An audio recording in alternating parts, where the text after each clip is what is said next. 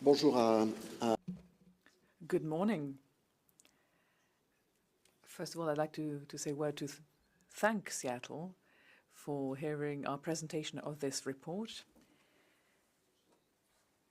This is a process that was begun 4 years ago now. It was a bit delayed because of the COVID pandemic, but anyway, we have managed to draft this report, whose goal was something I'd like to talk about for a moment before handing over to the experts. The goal of the report, well, it's encapsulated in its title. The idea was to put the translators on the cover, metaphorically and literally. The idea was to put translators front and center stage, in the spotlight, and to deal with the issues they're confronted with, because the answers we propose are there to consolidate the central role played by translators in the circulation of ideas and culture. So the idea was to make translators more visible, taking into account the multifaceted reality of the profession. And I think we have a bit of a paradox here, because in many ways, translators suffer from an ambiguous status, an ambivalent status, because excellence in translation means being invisible. The better the translation, the less noticeable it is. But this essential humility, this ontological humility, must not be used as an alibi to underestimate or neglect the importance of translators. So it was worth recalling that in the passage from one language to another, which is the only way that Europe can grow in its diversity, there were people, men and women, with singular skills, needs for recognition, needs for training, needs for remuneration, basically, human beings who deserve fairness and dignity. And that is why the report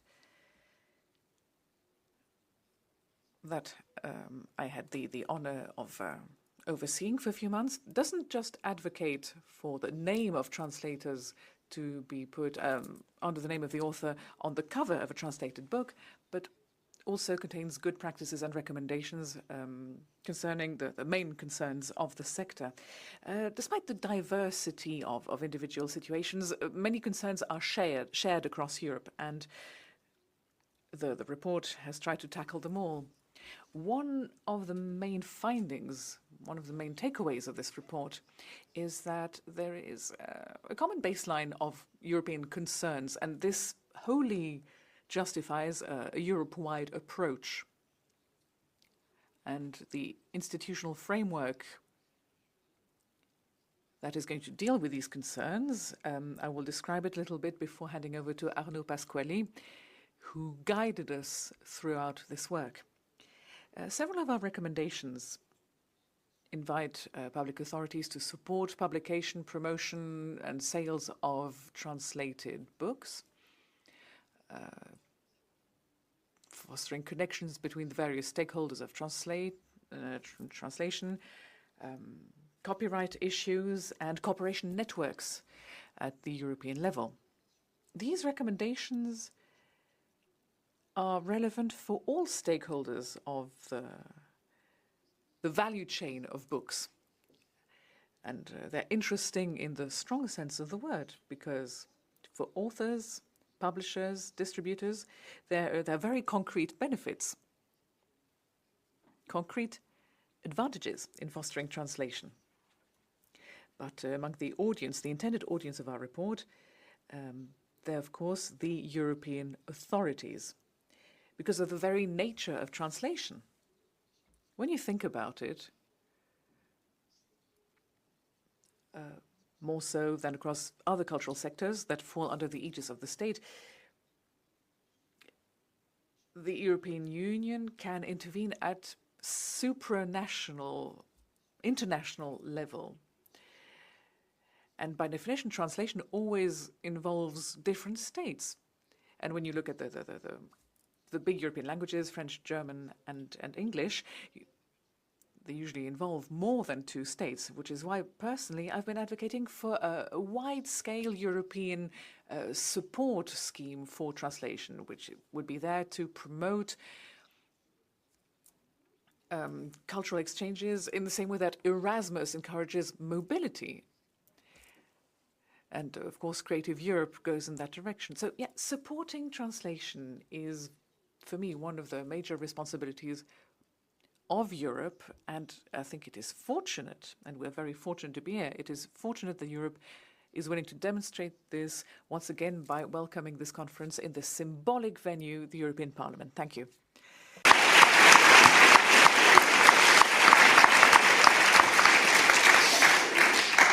Merci beaucoup. Thank you very much, Xavier. Good morning. I would also like to thank the organizers of this conference.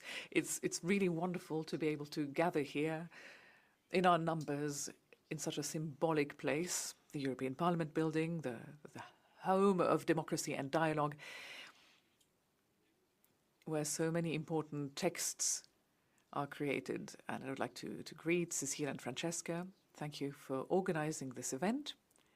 Thank you to your team, and I'd like to greet the colleagues from Parliament as well. So, we are going to be referring to the report. I hope you've read it. We've had it translated in every language, so you have no excuses. So this report, Translators on the cover. Well, where does it come from? We're in Strasbourg, we're at the Parliament. Just on an institutional note, you'll know that within the EU there are several institutions. There's Parliament, the Commission that I represent, and you have also heard my director, Georg Häusler, who spoke a bit at the beginning. And then there's the Council of the European Union, which represents the member states. Culture is not an exclusive competence of the European Commission. Far from it. And it's entirely justified. Much is left to the appreciation of the member states. So if you want cultural policy across Europe, you need to cooperate with the member states. And the Council of the European Union, in order to steer this cooperation in the field of cultural policy, draws up a work plan every 3 years, listing the big issues, the big current questions that need to be explored in cooperation between member states in Europe, together with us, the Commission. So in the work plan 2019-2022, there was, among the other priorities, translation and multilingualism, which was one of the avenues that deserved exploration. And as Nicolas Georges recalled yesterday, the gentleman from the Ministry of Culture, this issue of translation and multilingualism was brought forward, was advocated for by France. They pushed quite hard. So we used what we call an open method of cooperation, an OMC. It's a rather impressive term, but what does it mean? It means that a group of experts is appointed, appointed by your institutions, your states, and coordinated by the European Commission, which is what I did. And this expert group from around 20 countries was made up of translators, of course, but not only. There was one publisher, Renate, and many representatives of institutions, ministries, organizations supporting translation or advocating for translation. So Renate, Juliane are representatives of this working group. So we began work in June of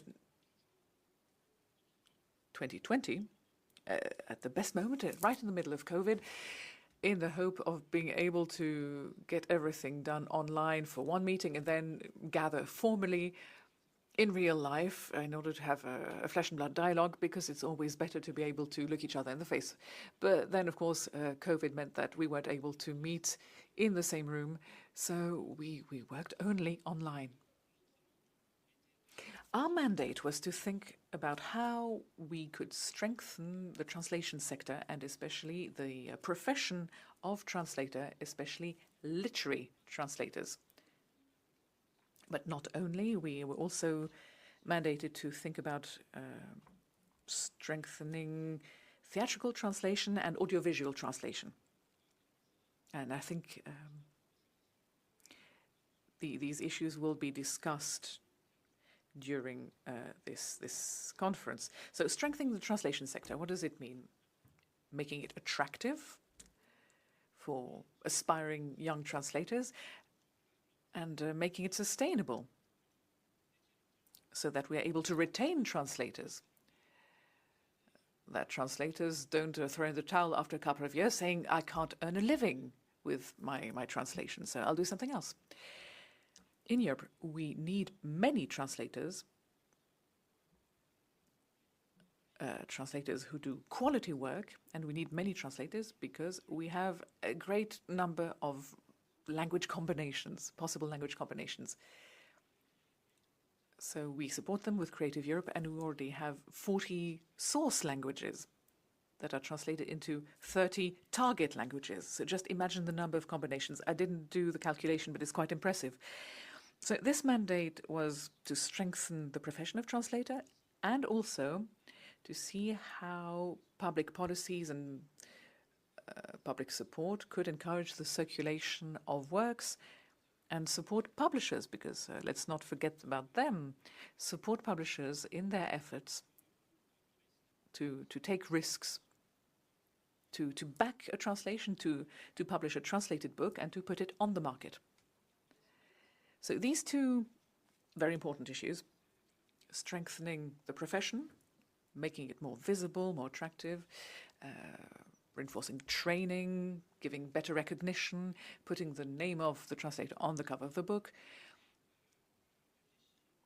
but also thinking about how public policy and how the states, how the Commission could better support translation and create a demand for translated books, especially literature. So I think I'll hand over to our experts so they can tell us a little more about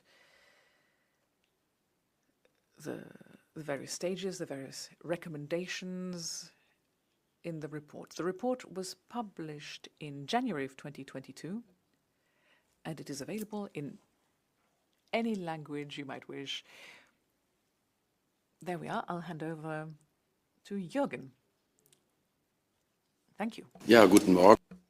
Yes, good morning. I'm Jürgen Jakob Becker from the German Translators Fund.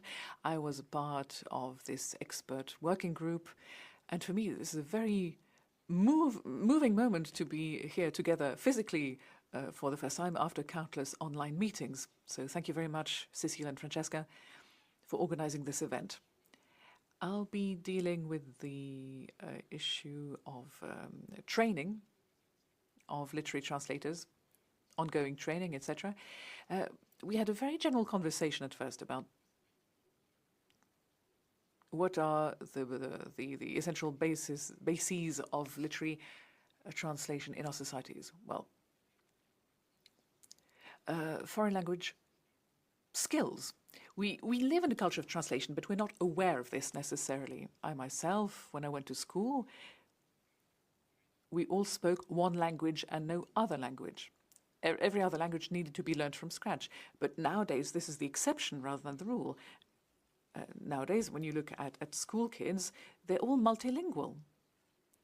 And this is rather good news for translation, but of course it would need to be encouraged, strengthened, to view this multilingualism as a resource, as an asset, which we should develop in Europe. In the report, we touch on how translation could be taught in schools at the very basis. And this doesn't really occur. The translation of texts is a fantastic teaching opportunity. And this is great. Kids have to read, they have to be able to decipher a text, and at the same time they can be creative. they can contribute something, and this combination is extremely precious. We discuss how translation is taught at university. Of course, most professional translators probably studied a language at university level or literature. And the bad news, we know it, is that linguistic studies are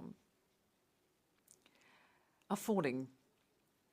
They're decreasing in Europe. For instance, in the Netherlands, you can't learn Portuguese anymore. You can't study Portuguese. And this is a trend Europe-wide. The numbers of students in language and literature faculties are going down. On the other hand, specialized curricula have also appeared, which are very successful and very effective. I know the one in Utrecht, in Leuven, or in Düsseldorf, where many translators working today were trained. There are some good practices that we highlight in the report. Petra E, for instance, with the framework of reference for the training of literary translators. And at the end, we plead for a strengthened cooperation between the literary sector and academia. This means that translators could be more involved in teaching language and translation in universities. We have a very successful program in German universities, bringing translators into universities to teach. Lifelong learning and mentoring, that's another issue we wanted to tackle in our report. When you are a translator, well, maybe you need to keep on training and honing your skills.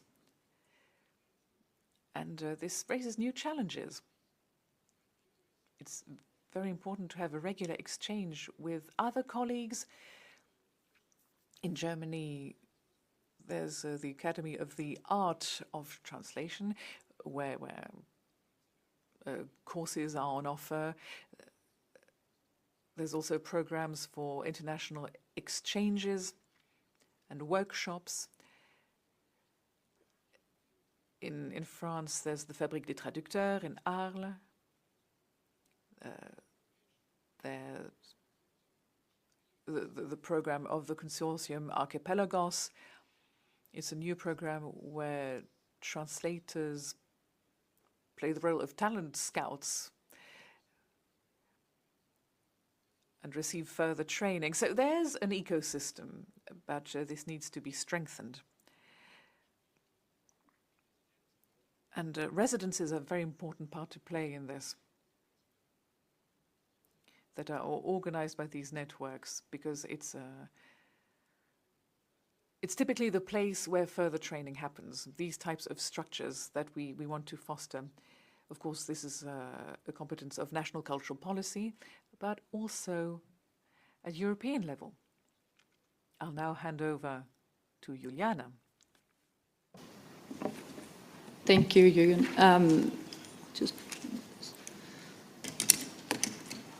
Thank you to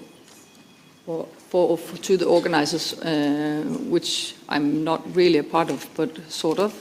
I think it is really lovely to be here in person, where, as Arnaud said, we met only online while doing this report, and not least to have so many translators and other people in the same room.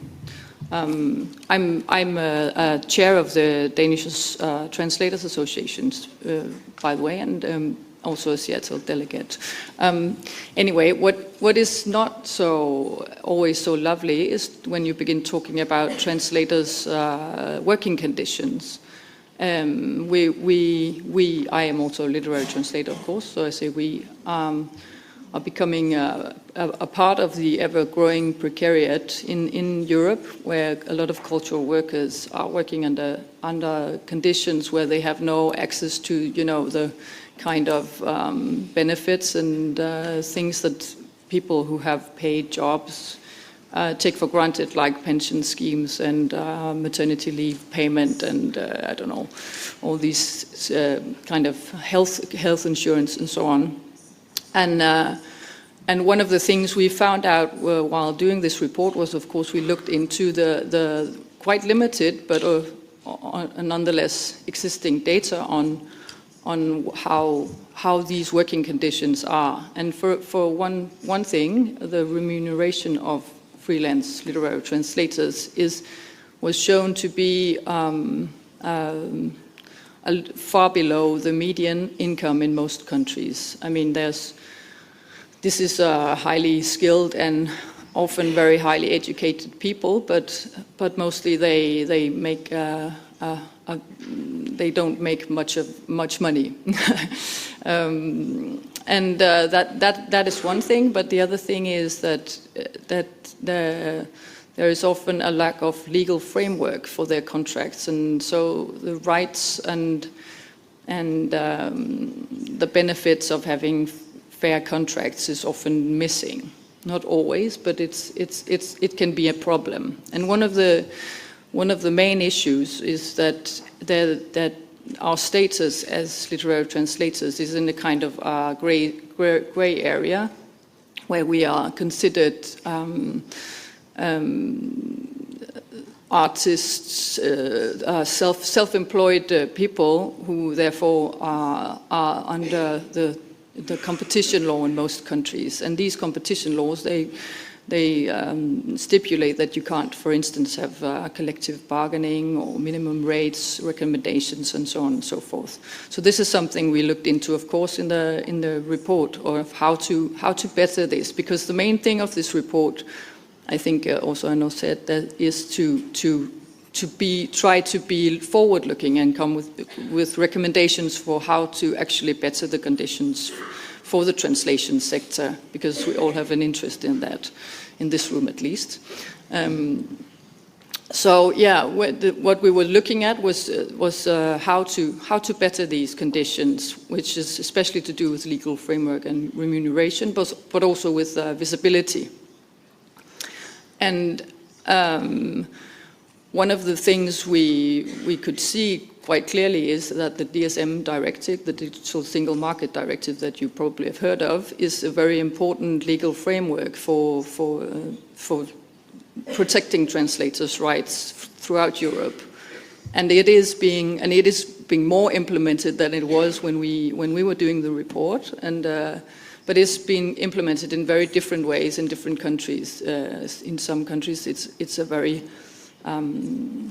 it's not very concrete, and this is something we would really like to recommend that associations and policymakers go into taking the intention of the DSM directive and putting it into national law, because it's a good working tool. It allows for instance, collective bargaining, which is a big problem for translators. It stipulates that you are allowed a fair remuneration, and that you can actually be maybe exempted from the European competition laws as cultural workers. So this is one thing that we found was very important. Then also we found that the question of knowledge is important, of course, and the sharing of knowledge, and the translators associations and other associations, literary agencies, and so on and so forth, and of course this which we are a part of now, the CEATL, is a great way of sharing knowledge and giving the individual translators a tool to know what their rights are, to know what the minimum rates are, the average rates in their countries, because most of the time people are quite alone and don't have legal advice in negotiations. So that is another thing that we strongly recommend, the strengthening of the collective bodies to strengthen the whole sector.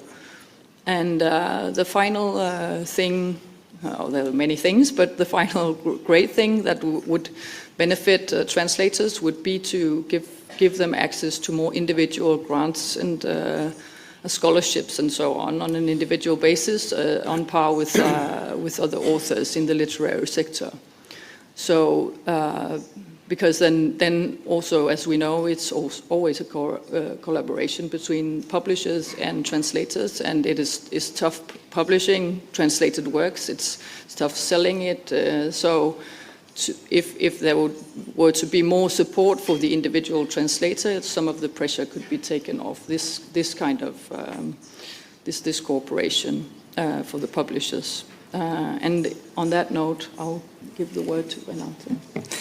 Yes, I am the only publisher in the group, but also I'm not only the president of Latvian Publishers Association and active publisher myself, but in some hours spared for these activities, I'm also translating from English and got the grant for the prize for the best translation for young readers this year. So I am one of you as well.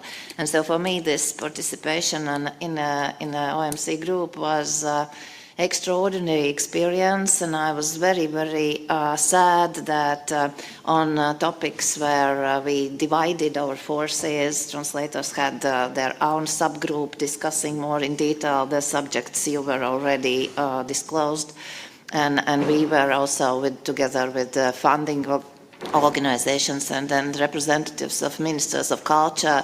We were in a subgroup who discussed the suggestions how to improve the way the national member states support, and also Creative Europe supports the translation as a part of the whole book chain. And for me, it would be also very important to participate in this dialogue about remuneration and other things, because one thing we really found out, I think you all agree, that this work of the working group showed that the situation in countries in Europe are very, very different. It differs from country to country in terms of the quality, in terms of attention to the translators, in terms of value translated literature plays in the market as a whole, in means of supporting, in choices if the national state chooses to support just export of their literature, or they are clever enough, like Estonia and France, to support also inbound translations, like the local forces that encourages good work of high quality translators, and it benefits the cultural scene, it benefits the richness of national languages. So there are a lot of aspects we tackled a little bit and tried to describe in this report, which was longer, but we had to shorten it a little bit. But I really advise you to, if you hadn't read, I have some doubts that everybody already learned it by heart, but I really strongly suggest you to find the report in any language, in English, French, or all your national versions are also available, because a part of discussion of the situation, we also invested our time and resources into collecting also data about prices, about various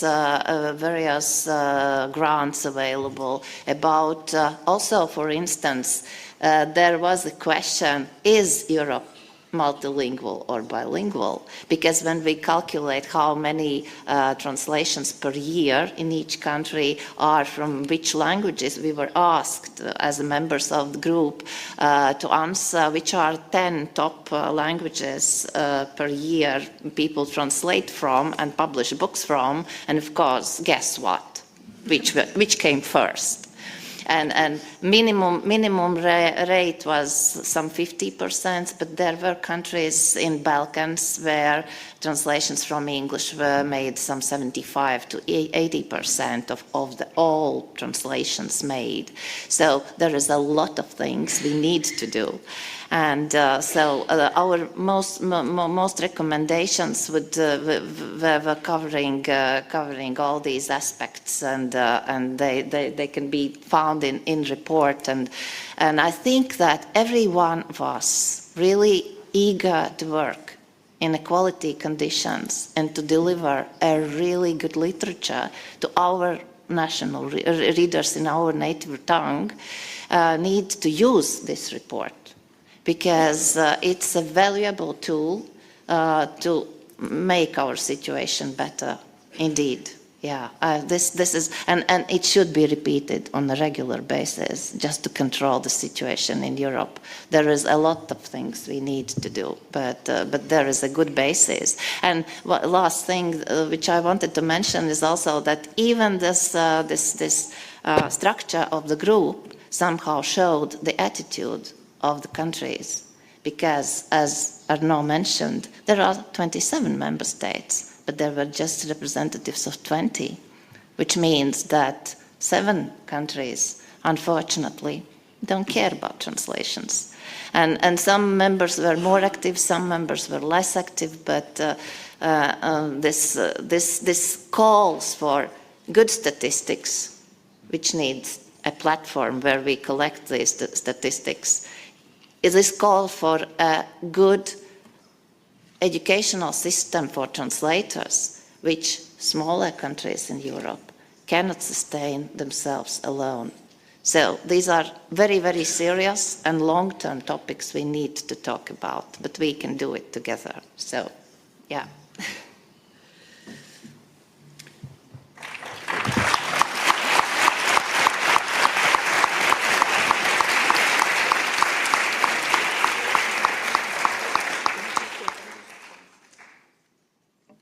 I just had one comment to that, that I completely agree, not surprisingly, but also I think it's very important, as you're speaking of funding, that there is that we also acknowledge that it is a hard industry, especially these days with the pressures from global companies and so on and so forth. I mean, it's not going to work if there's not some kind of support nationally and European-wise and regionally. And then that's, or at least not for literature that is not best-selling literature, and that is just a fact. So it's very important to have a good funding system. I think, yeah. So and then we will also tell you a bit about how the report was spread out.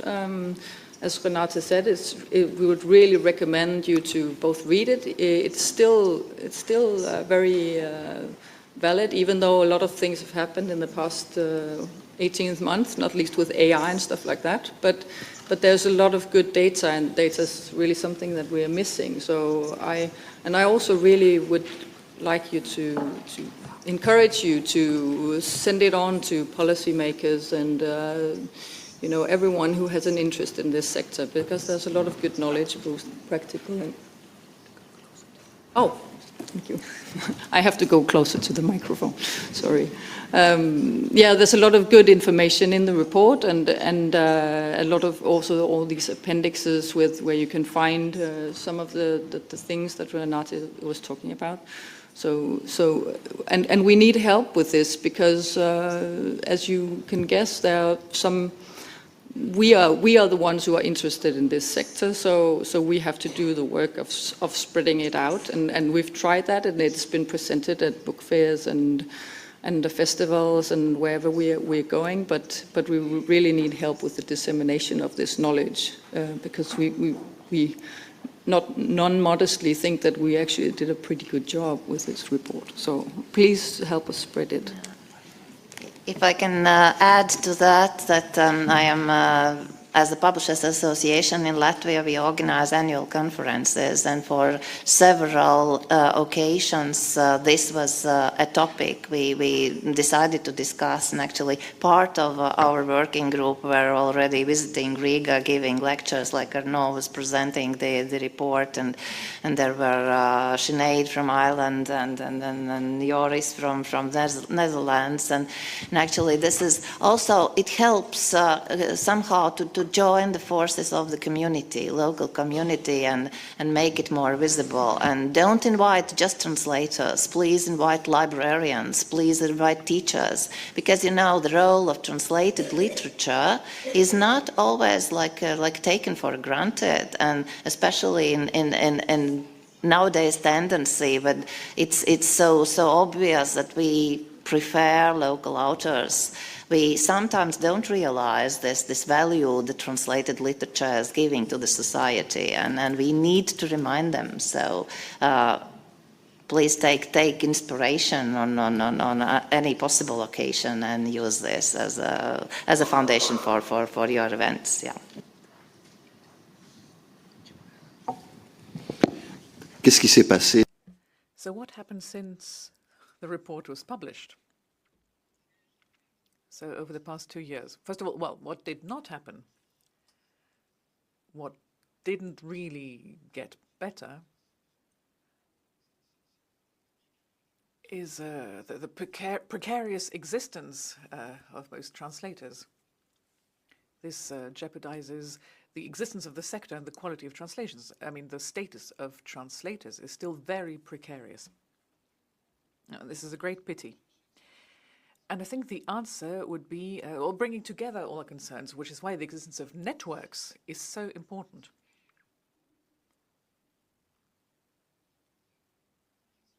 And the presence here of representatives of these networks is already the beginning of an answer to this situation. What did get better, I mean, correct me if I'm wrong, but is this awareness that we mustn't oppose the interests of writers, publishers, translators. They're not competing. It's very important to understand that promoting translation, acting to strengthen the translation sector, is in the best interest of all the stakeholders of the book chain. I think that is the right strategy, the right approach. And I think this awareness is more widespread now. I keep hearing things like that in official speeches, including yesterday in the speech of my colleague from the French Ministry of Culture. So what could still be improved, I think, now is linguistic awareness, I would say. Translators have a fundamental part to play in the emergence. Well, the practice of translation has a fundamental role to play in the emergence of a linguistic awareness, which is why I always say that we need to introduce the practice of translation in schools from the very youngest age, so that people really understand what it means to put two languages side by side, and to understand that languages don't always say literally the same thing. There's no one-to-one equivalence, and translators have a very important part to play for the existence of languages in Europe. If an author is sure that he or she will be understood in another language, he or she will be confident to create in his or her own language. And that's another point that I think is crucial.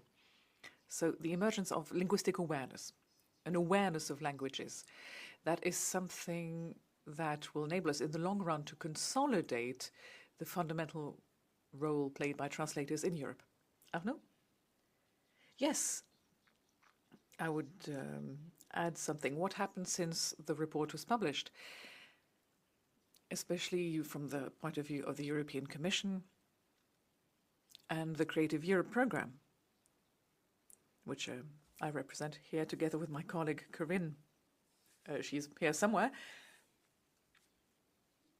We will be giving you a presentation of the various support schemes under Creative Europe. But this report, well, it's not an end in itself. I think we can all agree.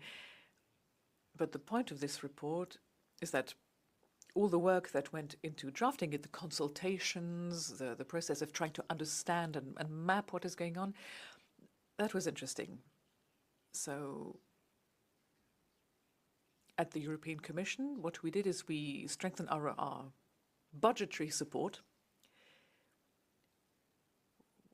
We're now at 5 million for literary translation, not machine translation, what am I saying? Literary translation, yes.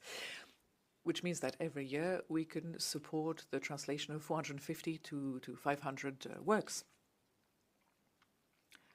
But from 40 European languages into 30 European languages. So a strengthening in terms of budgetary support in our documents, in our working plans. We insist in a friendly way that publishers put translators on the cover or give them enough visibility.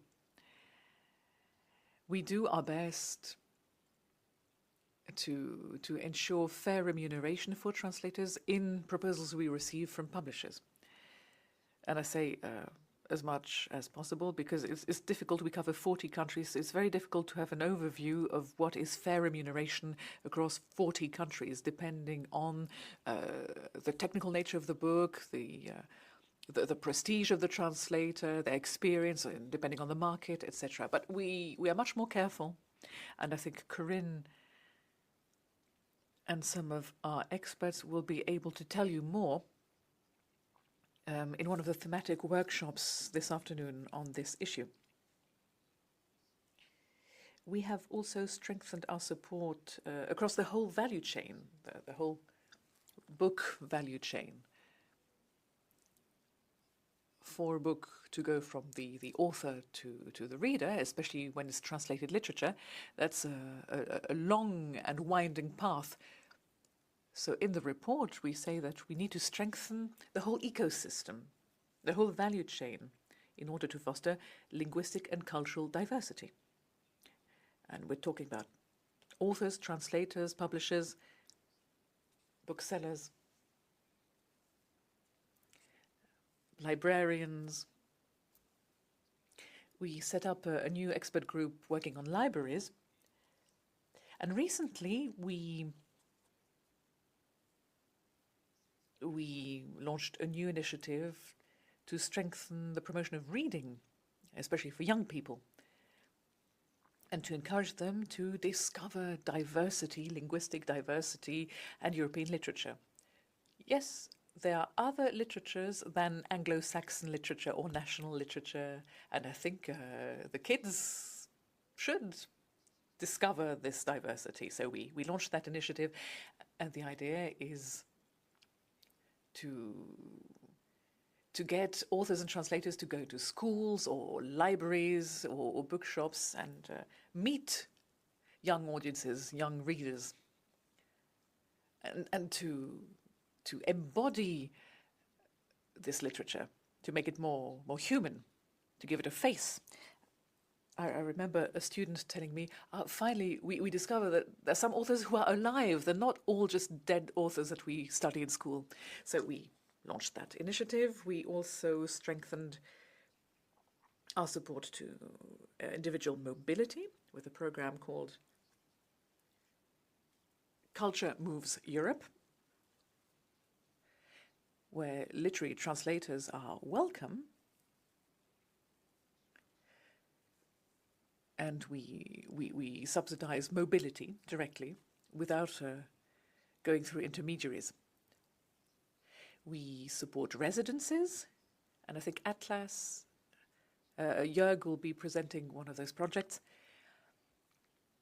We have various cooperation projects on the go, and in terms of cooperation with member states and promotion of literature, we have a new initiative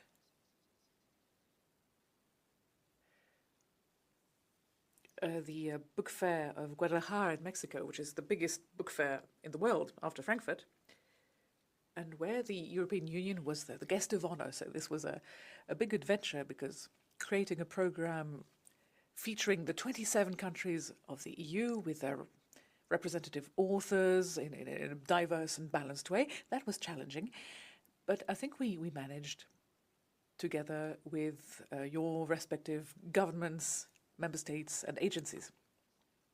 Now, what we could do more on, Renate mentioned it, is cooperation and dialogue with agencies that fund translation in your member states, in your countries. I know there's a group called NLIT, which gathers a number of agencies for the promotion of national literature and funding opportunities, but we can't quite find the right way to dialogue with members of NLIT. But we would have a great deal to discuss. How to deal with machine translation, the debates about levels of financial support, are public subsidies to translation sufficient? Should they go up in Europe? We didn't have enough figures. We didn't have enough data, and I think we will have a session tomorrow on this issue. But at the Commission, we need data about the effects of national policy. Okay, one more minute. I think Renate mentioned this. What is the practice in terms of inbound translation? So public subsidies for translation from the outside towards the national language, and the level of support for outbound translation. If we want openness and diversity, then we need public funding to encourage editors to order inbound translations. So these are issues that we could discuss at length in greater detail with the agencies, and we could swap good practices and go further. So this report is a very clear call for action, a call to NLIT to strengthen our dialogue. And we are, of course, available to all your networks, to all your organizations to continue this dialogue. Thank you very much.